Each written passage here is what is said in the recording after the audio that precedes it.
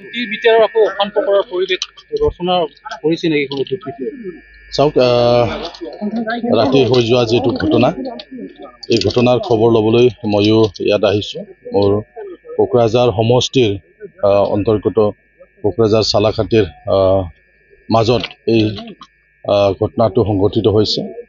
তো ময়ো আমাৰ দলীয় কৰ্মীসকলক লৈ পেলাই চাবলৈ আহিছোঁ। ইতিমধ্যে উচ্চ পদস্থ পুলিচ প্ৰশাসনৰ বিষয়াসকল আহি পৰিদৰ্শন কৰি গ'ল। ৰেল বিভাগৰো উচ্চ পদস্থ বিষয়াসকল আহি ইয়াত পৰিদৰ্শন কৰি গ'ল। গতিকে নিশ্চিতভাৱে উচিত এটা তদন্ত হ'ব, আৰু এই তদন্ত হ'লে গোটেই ঘটনাবিলাক নিশ্চয় ওলাই পৰিব বুলি মই ভাবোঁ।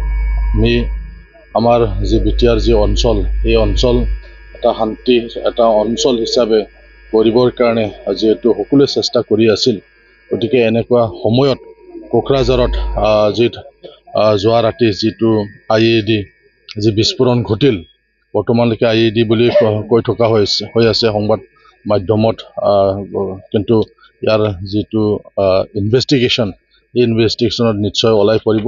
যিয়েই নকৰক, ইয়াক মই তীব্ৰ ভাষাৰে গৰিহণা দিছোঁ। আমাৰ এই শান্তি বাতাবৰণ ইয়াত আমি গঢ়ি তুলিব লাগিব।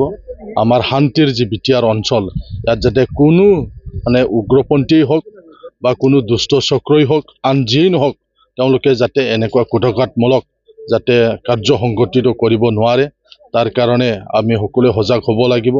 মই পুলিচ প্ৰশাসন আৰু জিলা প্ৰশাসনক, ৰাজ্য চৰকাৰক অনুৰোধ কৰিব বিচাৰিছোঁ, আপোনালোকৰ মিডিয়াৰ যোগেদি অতি সোনকালে যাতে ইয়াৰ উচ্চ পৰ্যায়ৰ এটা যাতে তদন্ত হয়, আৰু যাতে এই গোটেই ঘটনাৰ আঁৰত কোন আছে ইয়াক যাতে ওলাবলৈ চেষ্টা কৰা হয়, তাৰ কাৰণে মই আহ্বান জনাইছোঁ।